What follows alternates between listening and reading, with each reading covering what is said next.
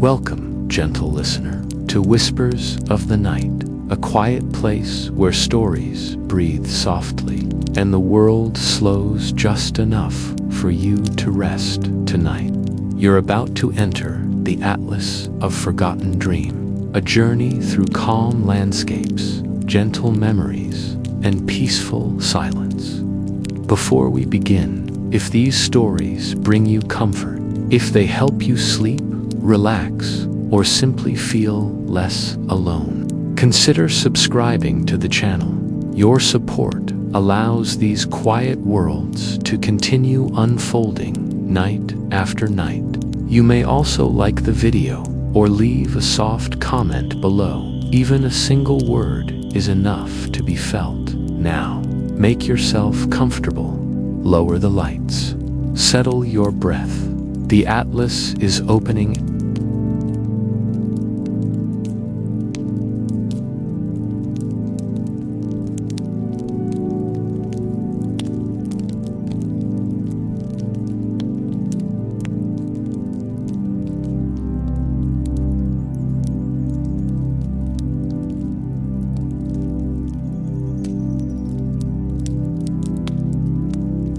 Take a slow breath in and gently let it go. There is nowhere you need to be right now.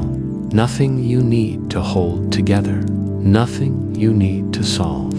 Allow your shoulders to soften. Let the muscles of your face relax.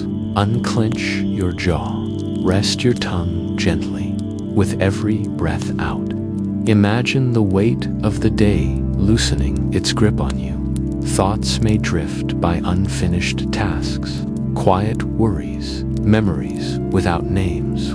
You do not need to follow them. Let them float past like clouds moving across a moonlit sky. Feel the surface beneath you, supporting your body without effort. Notice how your breathing finds its own rhythm, slow, steady kind. If your mind wanders, that's perfectly all right.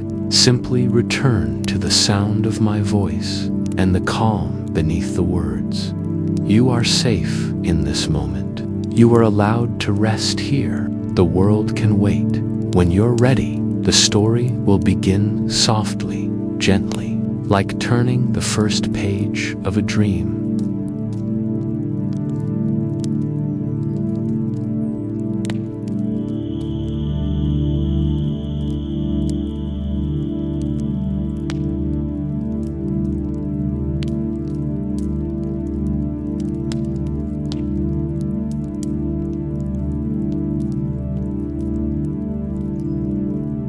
The Atlas of Forgotten Dreams. The Atlas that breathes.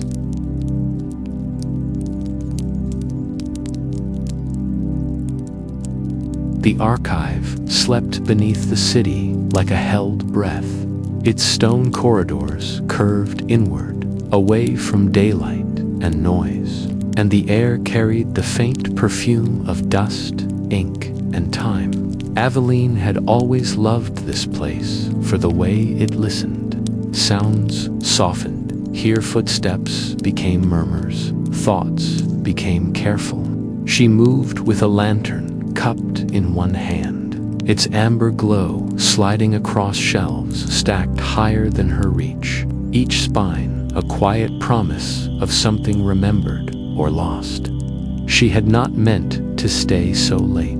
Evening had settled above the city with a pale rain, and the archivists had gone one by one, their keys chiming as they locked doors behind them. Aveline, entrusted with the catalog of uncategorized materials, lingered as she always did, coaxed by curiosity and the gentle stubbornness that had guided her since childhood.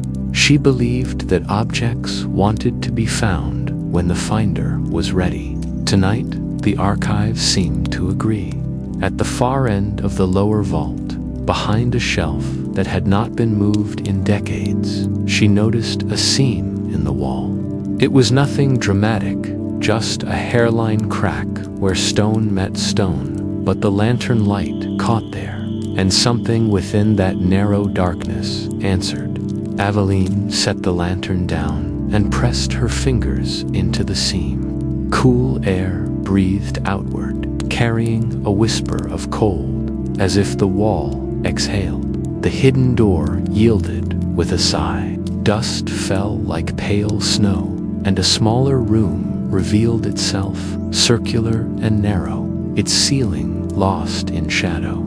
At its center stood a pedestal carved with stars and lines that bent at odd angles, as though the mapmaker had refused straight paths. Upon the pedestal rested a book larger than any atlas Aveline had ever seen, its cover unmarked save for a faint sheen like moonlight caught in oil. She felt the familiar tightening behind her ribs. The lantern's glow deepened, as if eager, and she reached out. The atlas was warm, not the warmth of a fire or a body, but something quieter, a held warmth that pulsed faintly beneath the leather. When Aveline laid her palm against the cover, she felt it, a rhythm, slow and patient, like breathing. She withdrew her hand, startled, then laughed softly at herself. Old buildings creaked, books trapped heat, the mind embroidered mystery where there was none. Yet when she opened the atlas, the pages did not behave like paper. They drifted, each leaf lifted and settled as though moved by an invisible tide, edges blurring, then sharpening. Ink shifted into color and back again. Mountains rose and smoothed themselves. Rivers rewrote their courses, meandering with deliberate grace. Clouds slid across the surface, casting shadows that moved as shadows should, slow and thoughtful. Aveline's breath caught. She leaned closer, heart pacing. The maps did not mark names. No borders bit into the land. There were no legends, no scales, no north arrow to anchor the eye. Instead, the atlas offered places without explanation, landscapes that invited rather than instructed. She turned a page. The atlas seemed to turn it with her. A coast unfurled, pale sands ringing a sea the color of tarnished silver. Wind traced patterns across the water. When Aveline brushed the edge of the page, the sea darkened beneath her fingertip, and the sound of waves brushed the inside of her ears. She froze, then touched again, deliberately this time. The sensation returned, unmistakable. The atlas responded. It was not meant to be read. Aveline stepped back, her lantern throwing long shadows that bent toward the pedestal. She closed the atlas, hands trembling, and pressed her palms to the cool stone. She told herself to leave, to fetch the head archivist, to document, to proceed as protocol demanded. The thought slid off her like rain. Protocol had never taught her how to listen when something spoke without words. Night deepened above the city, unnoticed. In the vault, the lantern flame steadied, and the atlas breathed.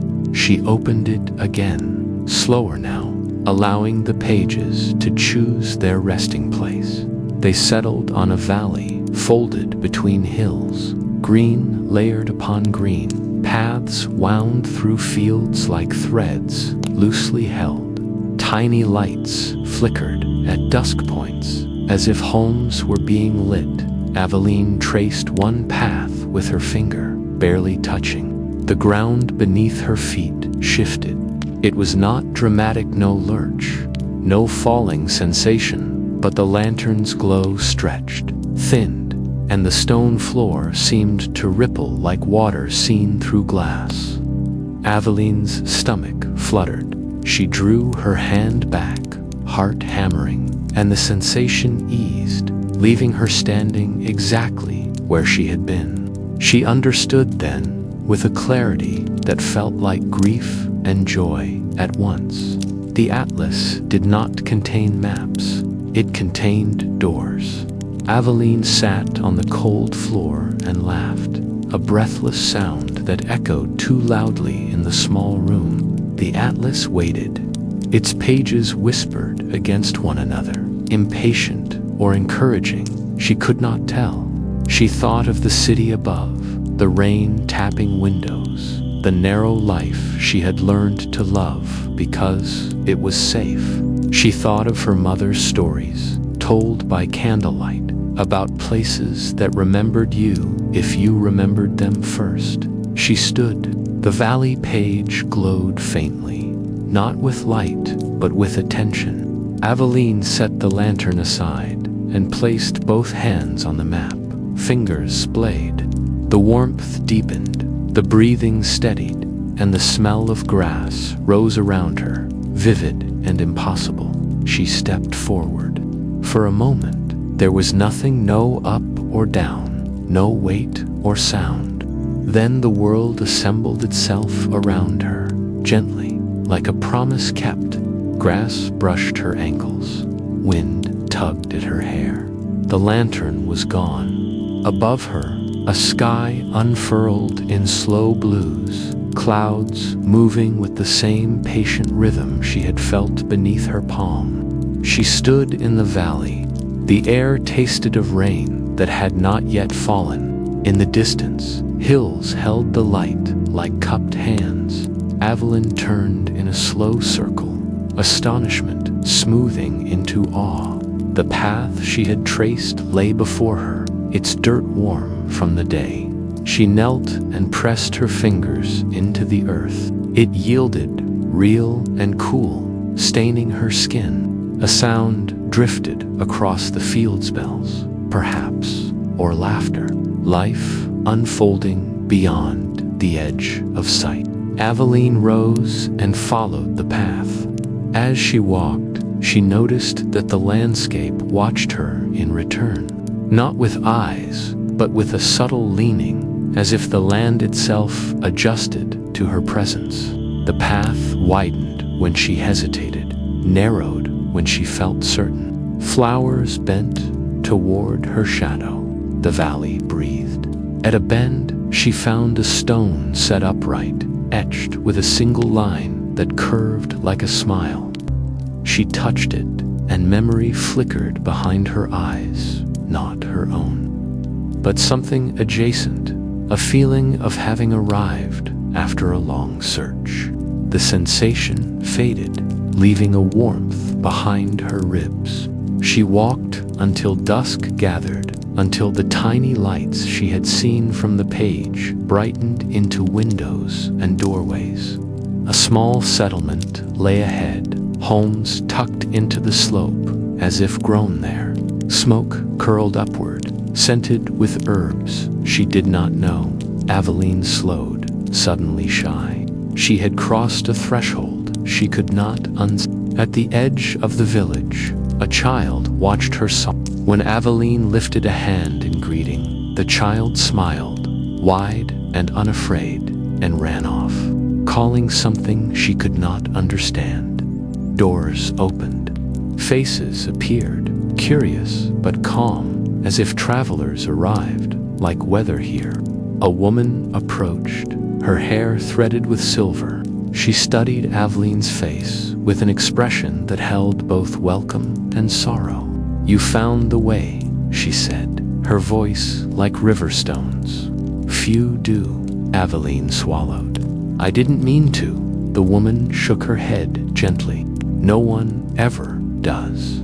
They stood together as night settled fully, stars pricking the sky into something vast and intimate. Aveline felt the tug then, a gentle pressure behind her, like the pull of tide on a shore. The atlas, waiting. "I can go back," Aveline said, though she was no longer sure whom she was reassuring. "Yes," the woman said, "and you can return. But remember this, the atlas opens to those who listen, and it closes to those who cling. Walk softly between the pressure, strengthened, kind but firm." Aveline nodded, imprinting the woman's face in her mind. The curve of the hills, The sound of bells, now closer, now farther. She stepped back, heart aching with a sweetness she could not name. The valley folded away. Stone cooled beneath her feet. Dust whispered. The lantern flared as if relieved. Aveline staggered and caught herself on the pedestal, breath coming fast. The atlas lay open, pages settling into stillness, the warmth ebbing to a quiet glow. She closed it with care.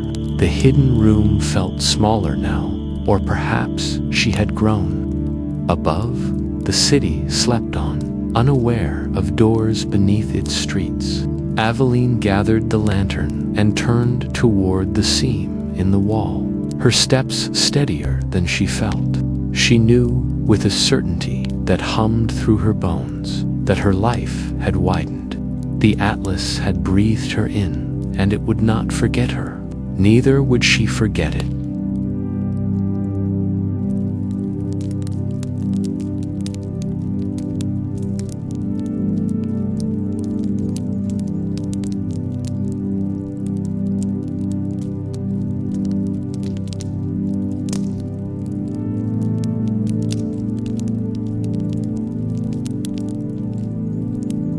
The valley where time softens.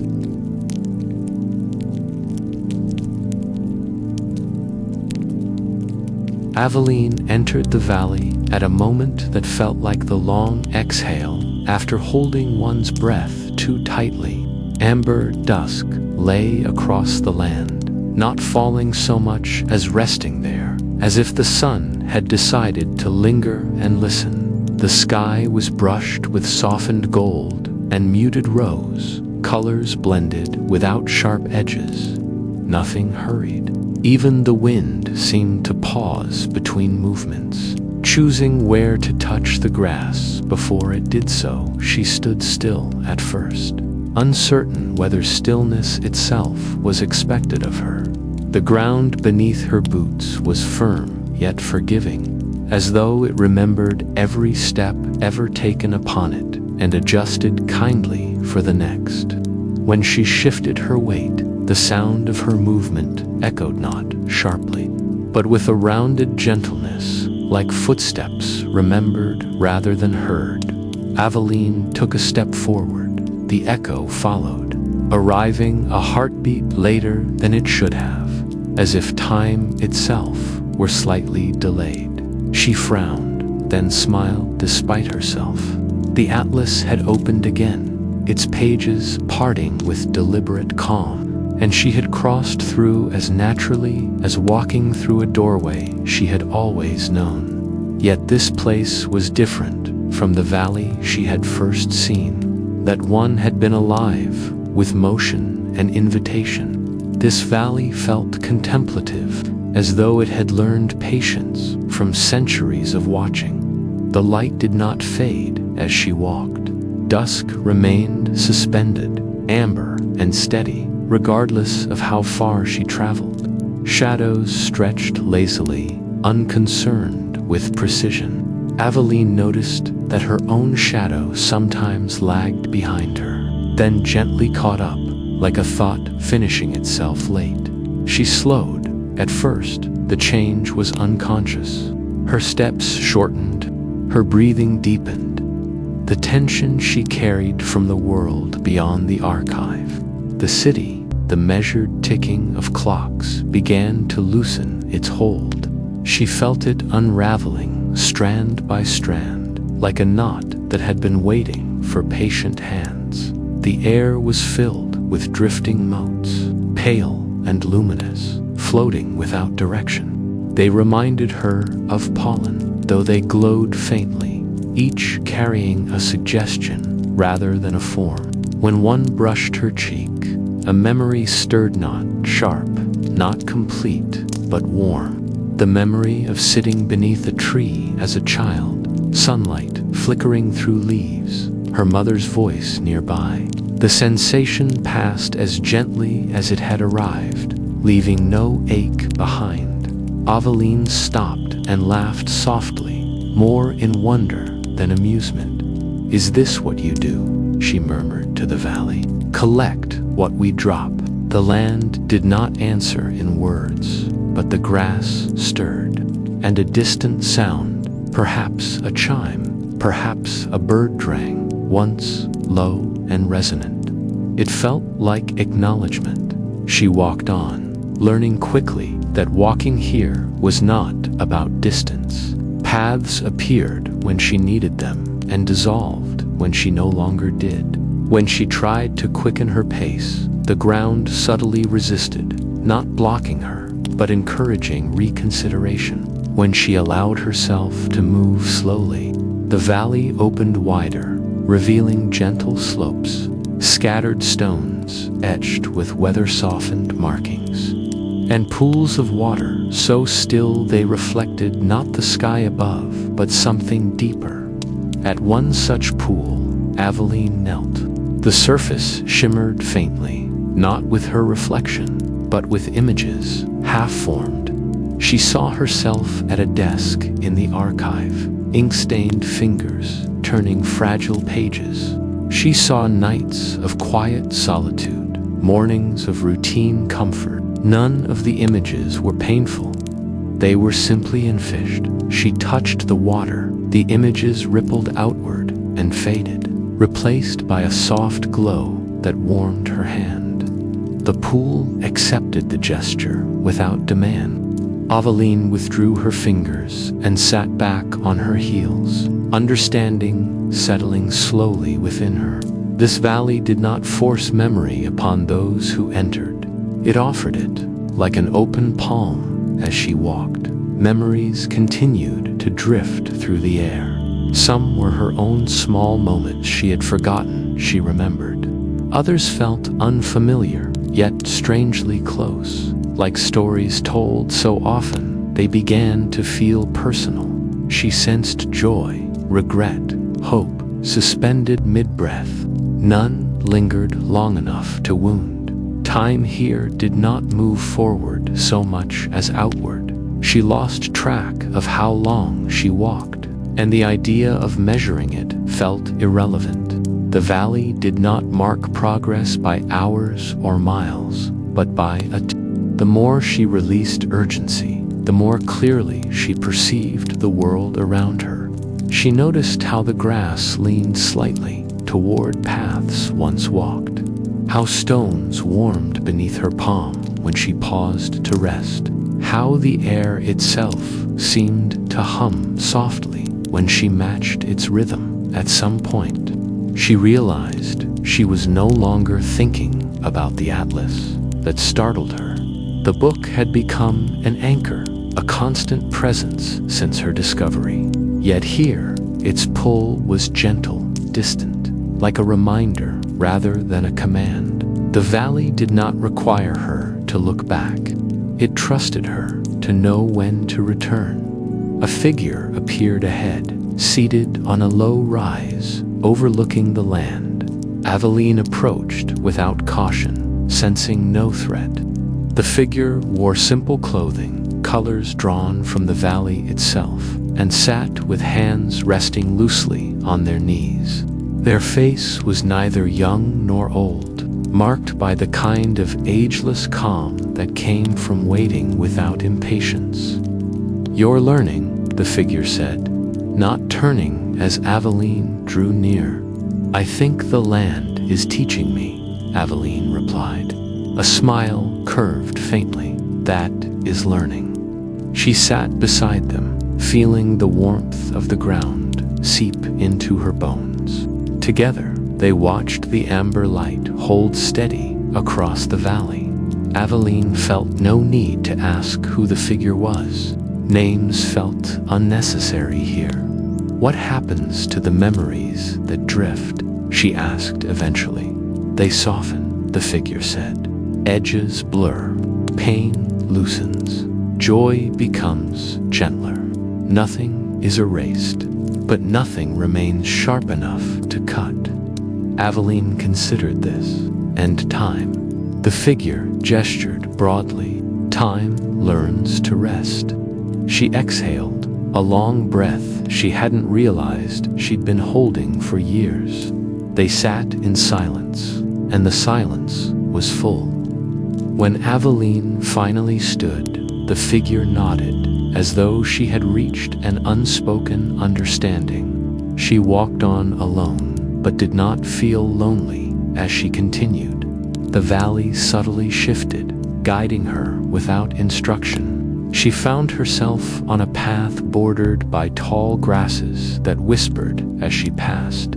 Each whisper carried a fragment of feeling, a promise made, a promise kept, a promise gently released. Aveline let them pass through her without grasping. Her footsteps echoed again, but now she noticed something new. Each echo carried a slightly different tone, as though the valley were answering her movement with its own voice. Step by step, a quiet dialogue formed between her and the land. When she finally felt the familiar Pulva Atlas calling her back, it did not come as interruption. It arrived like the closing of a book at the right moment, a pause rather than an ending. Aveline stopped and looked back across the valley.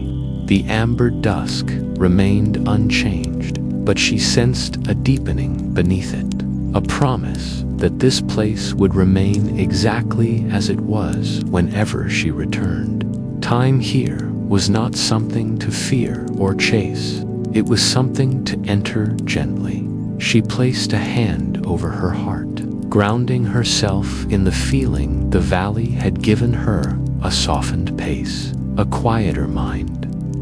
When the world shifted and the stone floor of the hidden archive returned beneath her feet, she remained steady. The lantern glowed. The atlas rested, closed and calm. Aveline smiled. She had learned how to walk without urgency.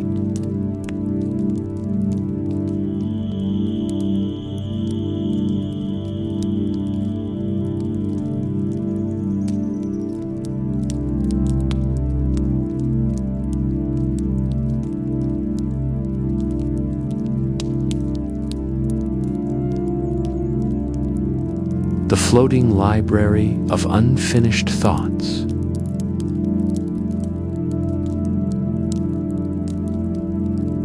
Avarisk Aveline arrived without the sensation of arrival. One moment she felt the familiar loosening behind her ribs, the gentle pull that signaled the turning of pages somewhere beyond sight. And the next she was standing on a narrow causeway of pale stone, suspended above water, so still it did not reflect the sky. The water was not dark nor clear. It held a muted sheen like glass that had learned patience. When she leaned forward and peered into it, she saw not her face, but faint shapes drifting slowly beneath the surface, ideas without edges, impressions without weight. Ahead of her floated the library. It did not rest upon the water, nor was it anchored to anything visible. Shelves and balconies hovered in careful balance, connected by arched bridges that curved like commas in a long sentence. The structure glowed softly, not with light, but with presence, as though it existed a half-step removed from certainty. Books lined the shelves in countless variations of size and texture, each emitting a faint, individual glow, some steady, some flickering like breath held too long. Aveline took a step forward, and the causeway responded, extending itself beneath her feet.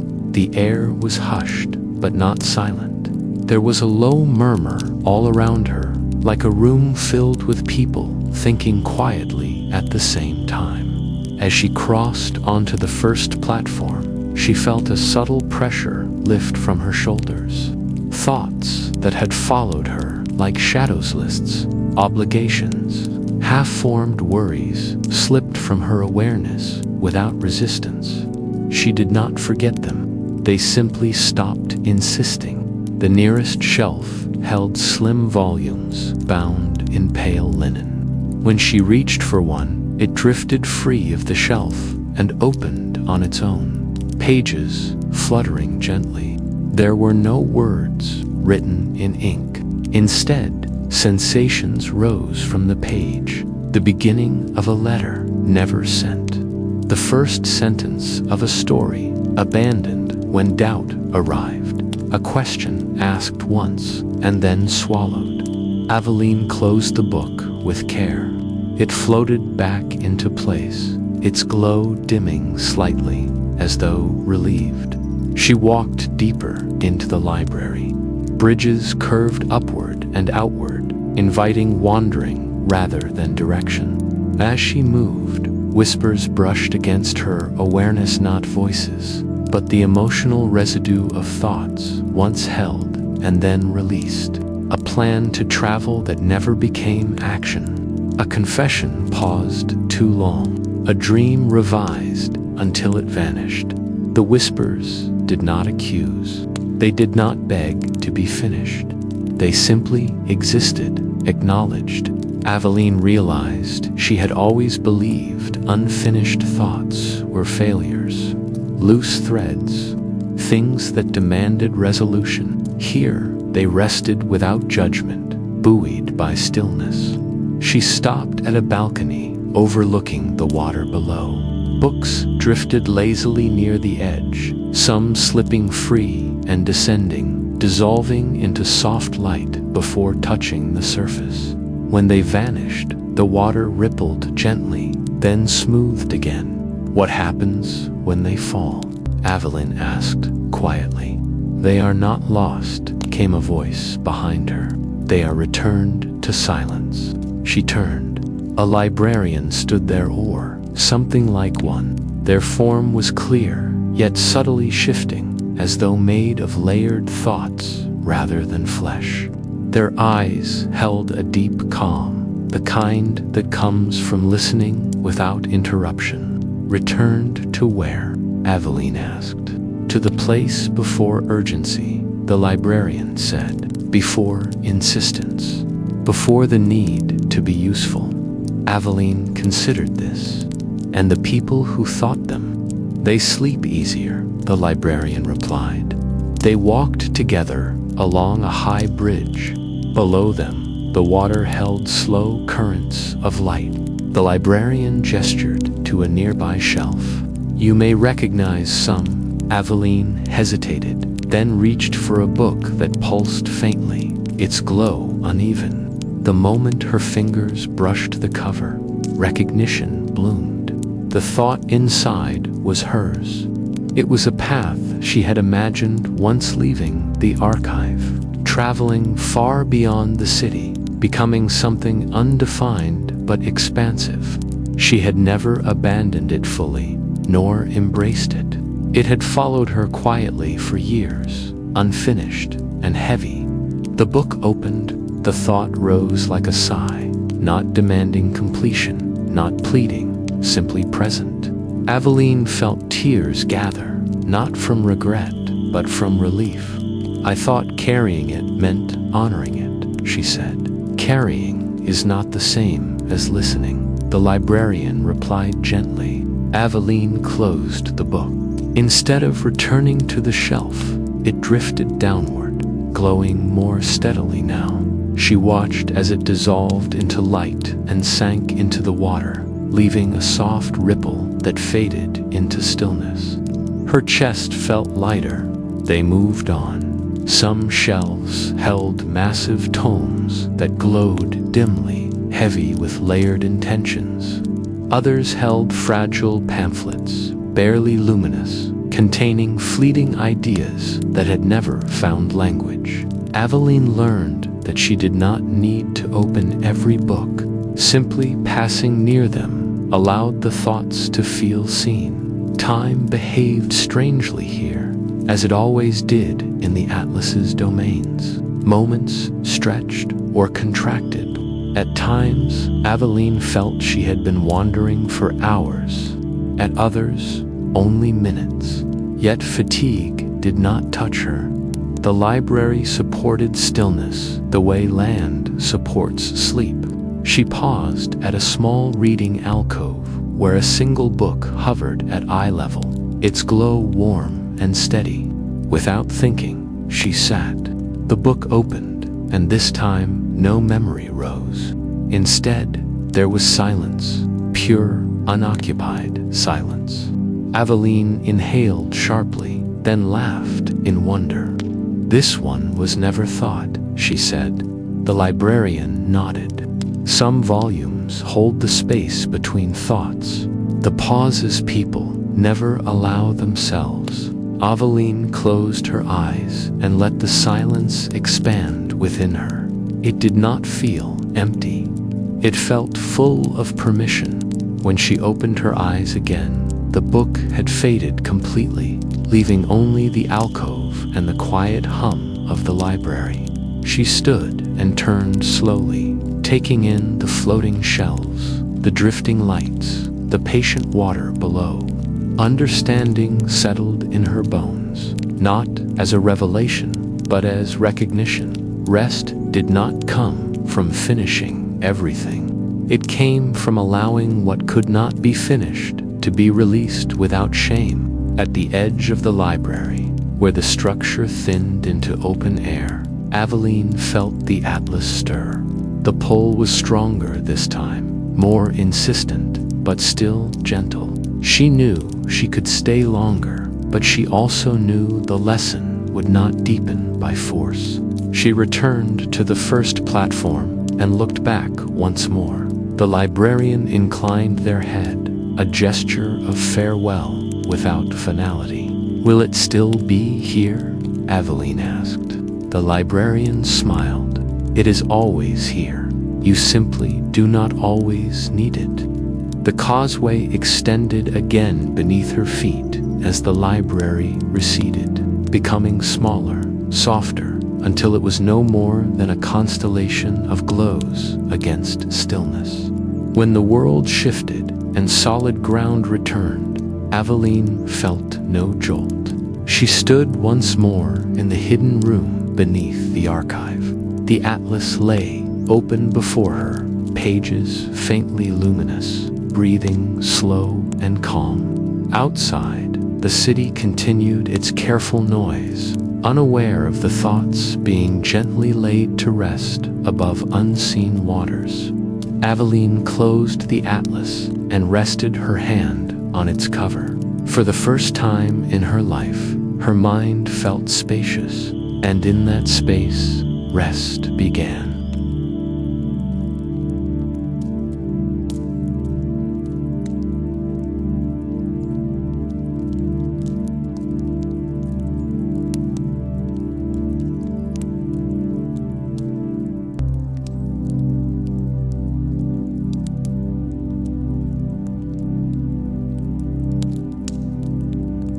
The city built from moonlight.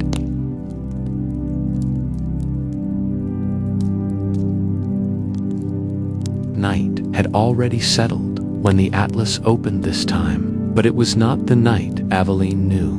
It was not stitched with stars or thick with shadow. It was a night that glowed. She stepped through and found herself standing at the edge of a city formed entirely of moonlight. The ground beneath her feet shimmered like polished pearl, solid yet luminous, each step releasing a soft glow that faded slowly behind her. Streets stretched outward in gentle curves, not straight lines, as if the city had been dreamed rather than designed. Buildings rose on either side, towers, terraces, archways, each structure made of layered silver light, translucent and whole at once. Rooftops gleamed softly, edges blurred, as though they refused sharpness. Above, the sky was a deep, endless indigo, and the moon hung low and vast, not casting light upon the city, but seeming to be its source. The city did not reflect the moon. It answered it. Aveline stood very still. There was no sound of footsteps other than her own. No voices, no wind, no distant hum of life. Yet the silence did not press against her ears. It wrapped around her gently, like a cloak placed with care. She felt no need to whisper. The city already knew how to listen. She began to walk. The streets responded to her presence with a faint brightening, as though acknowledging her passage. Patterns emerged beneath her feet, low-moving constellations. She felt no urgency to choose a direction. Every street felt equally welcoming as she wandered. She realized there were no doors. Buildings opened seamlessly into one another. Thresholds suggested rather than marked. Balconies floated without railings. Staircases curved upward and dissolved into platforms of light. Windows glowed softly, but revealed no interiors, only depth layers of illumination folding inward like breath.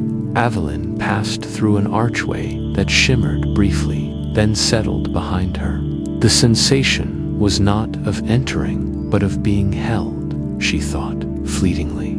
That a city like this should feel lonely instead. She felt safe. The solitude here was deliberate, chosen, shaped with intention. It did not echo. It did not accuse. It simply existed, wide and steady, allowing her to occupy it fully without asking her to perform. She paused in a small square where moonlight pooled more brightly, forming what looked like a fountain frozen mid. Arcs of silver light curved upward and hung suspended, droplets caught in eternal descent. Evelyn reached out and passed her hand through one of the arcs. It felt cool, like night air just before rain. As her fingers moved through the light, a feeling stirred within her recognition without memory. This place was not empty because it lacked people. It was empty because it had made space. She sat on the edge of the square, legs dangling over nothing at all, yet supported. Below her was not depth, but glow, layered and infinite. She felt no fear of falling. The city did not let its visitors fall unless they wished to. Evelyn let her shoulders relax. She thought of the archive, of narrow aisles and measured hours, of the quiet companionship of books that demanded focus and care. She thought of how often she had mistaken fullness for noise, connection for constant presence. Here, there was none of that tanned, yet she felt profoundly accompanied as she rose and continued walking. The city subtly changed around her. Streets narrowed, then widened. Light shifted from silver to pale blue, then back again. She realized the city was responding not to where she went, but to how she felt. When she felt cautious, the light softened, edges rounding. When curiosity stirred, structures rose higher, vistas opening outward. The city did not lead her. It followed. She came upon a long bridge arching over a wide expanse of glowing mist. The bridge was thin, elegant, composed of overlapping strands of moonlight woven together. She stepped onto it without hesitation. Each footfall caused the bridge to glow brighter, reinforcing itself beneath her weight. Halfway across, she stopped. From here, she could see much of the city, a constellation of rooftops, terraces stacked like quiet thoughts, streets winding with no urgency toward any destination. There was no center, no marketplace, no heart that claimed importance over the rest. The city existed as a whole, not as a hierarchy.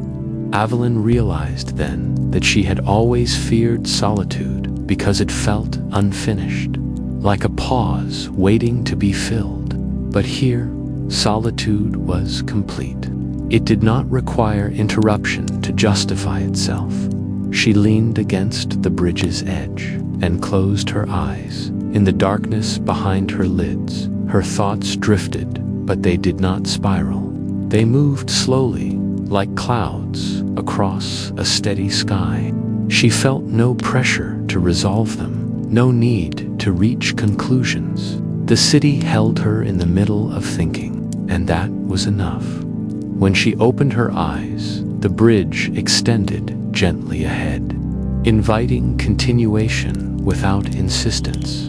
She crossed into a district where the buildings were lower, clustered closely together, their light warmer, almost ivory. Narrow passages curved between them, intimate and quiet. In one such passage, she found a bench formed entirely of light, its surface glowing softly. She sat. For a long while, she did nothing. No memory rose unbidden. No unfinished thought demanded attention. No lesson announced itself. The city did not teach. It allowed. Aveline felt something unfamiliar settle within her, sense of being whole without being witnessed in the world she came from. Solitude often arrived with explanation. One was alone because others were absent, or because something had gone wrong, or because time had carved out an unwanted space. Here, solitude existed without cause. It was not a lack, it was a state. She stood again and wandered until she reached a wide terrace overlooking the edge of the city. Beyond it, there was no darkness, only more light, thinning gradually into nothingness. The city did not end so much as dissolve, its edges intentionally unfinished. Aveline approached the boundary and felt the atlas stir faintly within her awareness, not pulling yet, simply reminding her that this place, too, was a passage. She placed her palm against the glowing surface of a nearby wall. The light warmed beneath her touch, responding the way the atlas did slowly. For a brief moment, she imagined what it would be like to remain here, to let the city absorb her presence until she became another quiet structure, another resting glow. The thought did not tempt her, it simply passed through. She understood then that solitude did not mean staying. It meant knowing you could stand alone without dissolving. The city brightened subtly, as though acknowledging her understanding. Somewhere far above, the moon seemed to shift, its light deepening. Aveline turned back as she walked, the streets gently reoriented, guiding her toward a familiar sense of closing, not with urgency, but with completeness. The city did not resist her leaving, it did not cling. When the world shifted and the hidden archive returned, the contrast was soft rather than jarring. Stone replaced light. The lantern's glow seemed dimmer than before, yet warmer. The atlas lay open, its pages shimmering faintly with residual moonlight. Aveline closed it slowly, her hand lingering on the cover. She stood alone in the quiet room beneath the city, and for the first time, she knew that alone did not mean empty, it meant sheltered.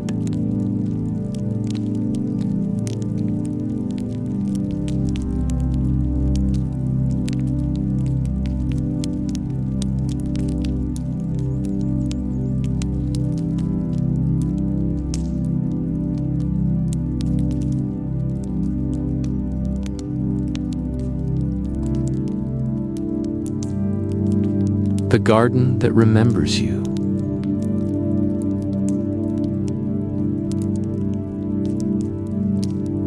Aveline entered the garden with the quiet certainty of being expected. There was no gate, no visible threshold, yet the moment she stepped forward, the air changed warmer, softer, carrying the layered scent of living things after rain. Light filtered from no clear source, diffused and gentle, settling over leaves and petals as though the world itself were breathing evenly. The ground beneath her feet was rich and yielding, dark soil threaded with pale roots that pulsed faintly, not with light, but with recognition. The garden did not reveal itself all at once. It unfolded. Vines curved aside as she passed, leaves tilting to make room. Blossoms opened slowly, not in sudden color, but in deliberate acknowledgement. Petals unfurling as if stretching after rest. The garden was vast, yet intimate, pathways winding through tall grasses, flowering trees, and beds of plants she had no names for. Every color felt remembered rather than invented. Aveline paused, overcome by a sensation that had nothing to do with sight. It was the feeling of being known, not observed, not evaluated, but recognized without explanation. Her shoulders eased without her asking them to. Her breath deepened, settling low and steady, as though her body had been waiting for this rhythm. She took another step. A cluster of pale blue flowers bloomed at her feet, their petals translucent, catching the light. As she looked at them, a quiet tenderness stirred in her chest, and the flowers responded, their color deepening slightly, veins glowing with a soft inner warmth. Aveline frowned in wonder and then smiled. "So it's like that," she murmured. She moved forward again, slower now, paying attention not just to where she walked, but to how she felt while doing so. When curiosity arose, tall blossoms leaned inward, offering their fragrance freely. When a trace of sadness brushed her thoughts, soon attached, fleeting the light dimmed slightly, and a breeze stirred, cool and comforting, like a hand smoothing her hair. The garden was listening to her body more closely than her mind ever had. She wandered without direction, guided by subtle shifts. The way the path widened when she relaxed, narrowed when she held tension unconsciously. When she stopped and placed her palm against the trunk of a flowering tree, warmth flowed into her skin, spreading up her arm and settling behind her ribs. Her heartbeat slowed in response, syncing with something deeper and steadier. Memories stirred not, sharp images, but sensations. The feeling of grass beneath bare feet on a summer afternoon, the weight of a blanket tucked just right, the quiet safety of sitting near someone who asked nothing of her. These memories did not announce themselves. They simply arrived, woven into her muscles and breath, and then rested there. Aveline realized she was standing very still, eyes closed, hands loose at her sides. The garden did not rush her. Leaves whispered softly overhead, not words, but tones of reassurance, as if kindness itself had learned how to sound. She opened her eyes and continued. Further in, the garden grew denser, layered with arching branches and climbing vines heavy with blossoms. The air here hummed faintly, not with insects or wind, but with presence. As Aveline passed, flowers bloomed in gentle waves, color following her like a slow echo. She felt her emotions reflected back at her, not exaggerated, not corrected, simply acknowledged. When gratitude arose, golden petals opened wide. When uncertainty flickered, pale green leaves rustled thoughtfully. When she felt nothing at all, the garden remained calm, unchanged, untroubled by neutrality. She reached a small clearing where a stone bench sat beneath a wide canopied tree. The bench looked worn, smooth from long use, as though countless travelers had rested there before her. Aveline sat, and the stone warmed instantly beneath her, adjusting to her weight. She exhaled deeply. A gentle wind passed through the clearing, carrying with it faint echoes, not voices, but impressions. Laughter softened by time. A word of encouragement spoken once and never repeated. A touch meant kindly and then forgotten by the giver. These echoes brushed past her skin, leaving warmth in their wake. Aveline's eyes filled, though she did not feel sadness. "Why do I remember this now?" she whispered. The garden answered not with sound, but with sensation. The breeze lingered, steady and calm, wrapping around her like a shawl. She understood then that these were not memories her mind had kept. They were memories her body had carried quietly, stored in breath and posture, in the way she learned to brace or soften without thinking. The garden was reminding her of what her body already knew.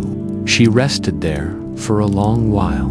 Time felt irrelevant, unmeasured. At some point, she lay back on the bench, gazing up through layers of leaves and light.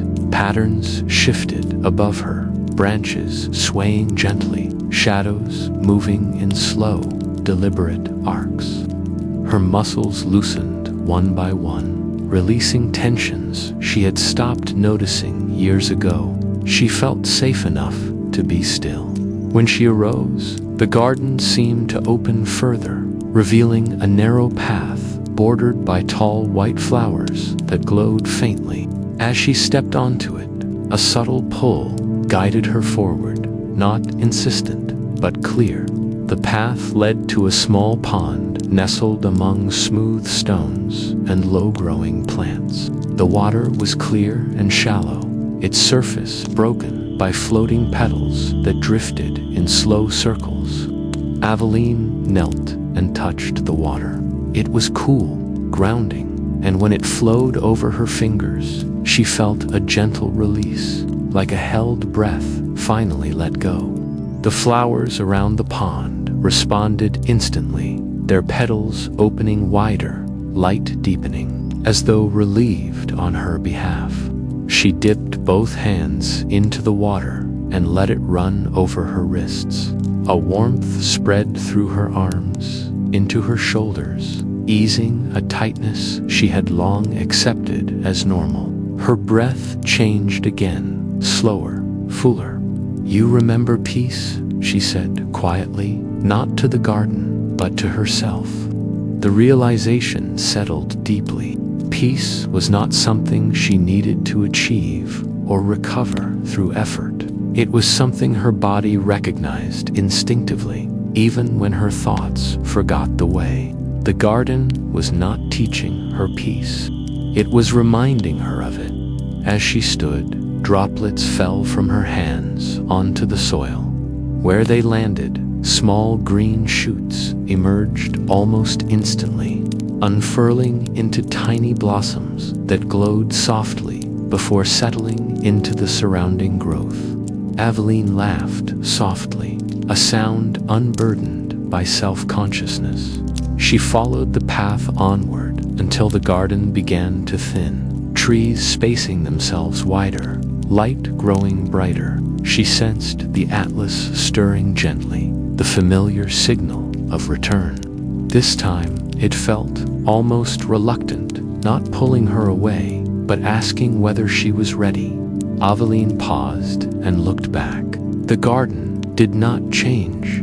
It did not fade or close. It simply was patient, alive, remembering her already. She placed her hand over her heart, and then on the soil beneath her feet, grounding the sensation into herself. "I won't forget," she said.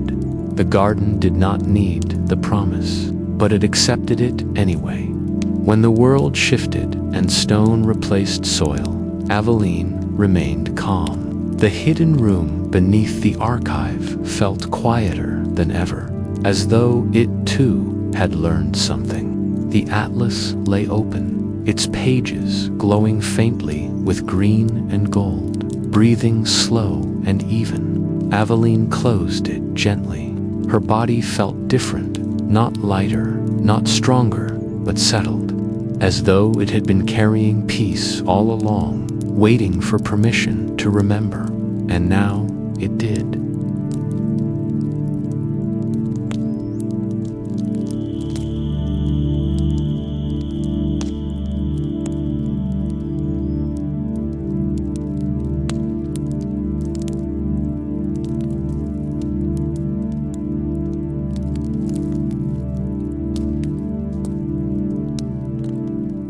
Returning with the quiet map,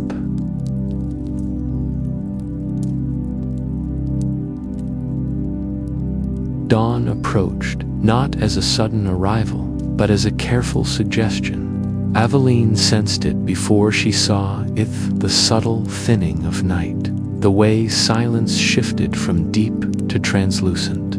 In the hidden room beneath the archive, the lantern's flame grew steadier, less amber, as though it too felt morning gathering above the stone ceiling. The atlas lay closed before her, its cover smooth and cool beneath her resting hand. For a long while, she did not move. She sat on the floor with her back against the pedestal, knees drawn close, breathing slowly. Her body felt settled in a way she had never known before. Not tired, not alert, but balanced, like a stone placed exactly where it belonged. The journeys she had taken no longer pressed against her thoughts as images or scenes. They had receded into something quieter, deeper, etched, not in memory, but in rhythm. Valleys, cities of light, gardens that breathed with her. They were gone, and yet they were not. Aveline opened her eyes and studied the atlas one last time before dawn. She half expected it to glow, to stir, to offer her another threshold. Instead, it remained still, its breathing barely perceptible, like a sleeper resting deeply. When she lifted the cover, the pages beneath were blank. Not empty blank. The difference mattered. The paper held a faint sheen, as if something had passed through it and left warmth behind. When she turned a page, there were no maps, no shifting landscapes, no doors opening, just clean, quiet space. Aveline felt no disappointment, only understanding. The atlas was resting. She closed it again and stood, joints moving easily, without the familiar stiffness she usually carried into mornings. The hidden room seemed smaller now, or perhaps more honest. The pedestal no longer felt like a center of gravity, but like a place where something had paused temporarily before continuing elsewhere. Aveline slid the atlas into its cloth wrapping and secured it carefully. When she placed it under her arm, it felt lighter than before, not in weight, but in demand. It did not pull at her attention. It did not whisper. It trusted her to know when to open it again. She moved the shelf back into place and pressed the stone door closed. Dust settled. The seam vanished. The archive returned to its familiar geometry of aisles and shelves, ink and paper, shadow and order. Above her, the city stirred. As Aveline climbed the narrow staircase from the lower vault, she could hear it, the faintest murmur of waking life. A cart rolling over cobblestones, a door opening somewhere nearby, the soft call of birds perched on ledges, still cool from night. The world did not know she had been gone, and she did not feel separate from it. When she reached the upper level, dawn light filtered through high windows, pale and clean. It touched the shelves, the tables, the long wooden desks where readers would soon sit with coffee and quiet resolve. Dust motes drifted lazily, catching the light like small, unimportant miracles. Aveline set the atlas on her desk. For a moment, she simply stood there, hands resting on the wood, grounding herself. She noticed how her breath aligned naturally with the space around her, how how her shoulders remained relaxed even as the day approached with its inevitable demands. She felt no need to brace herself. The calm had followed her back. As the first archivists arrived, their footsteps echoing gently, Aveline greeted them with a soft smile. Their voices sounded clearer than before, less sharp, less hurried. She listened fully when they spoke, not because she was trying to be attentive, but because attention came easily now. She returned to her work, cataloging, repairing, arranging, but something fundamental had shifted. Each movement felt intentional without being effortful. When she turned pages, she did so without rushing. When she paused, she did not scold herself for it. Time, she realized, had not resumed its grip. It had learned to hold more gently.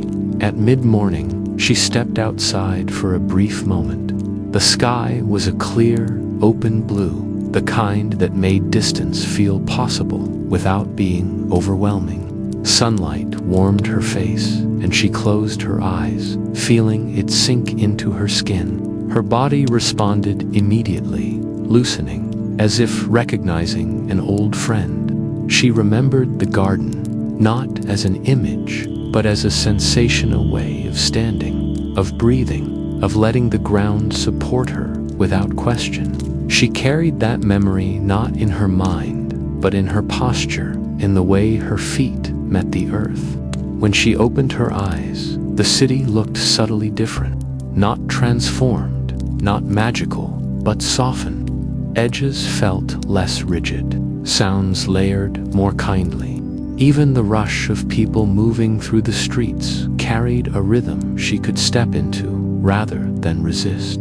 She understood then what the atlas had given her, not escape, a map, a quiet one, drawn not in ink, but in sensation. A map that showed her how to move through the waking world with the same gentleness she had learned elsewhere, how to pause without guilt, how to be alone without emptiness, how to let unfinished things rest, how to trust her bodies, knowing when her thoughts grew loud.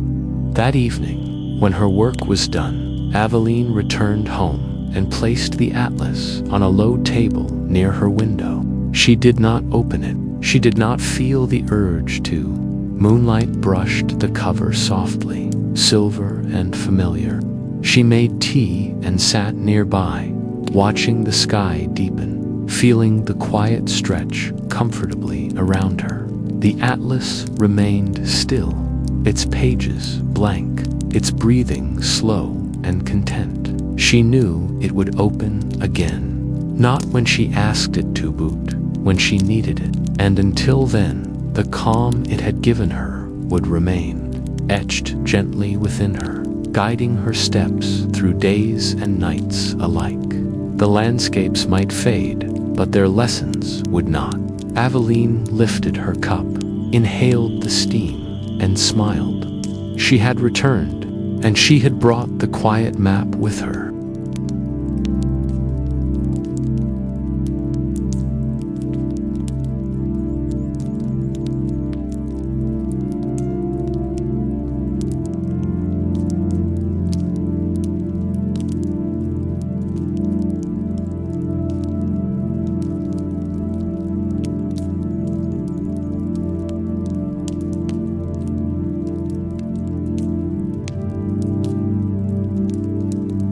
And so the atlas closes, its pages resting, its breathing slow and calm. Though the landscapes fade, their peace remains with you, quietly woven into your breath. Carry this stillness into your sleep. Let it soften your thoughts and steady your heart. Nothing more is required of you tonight.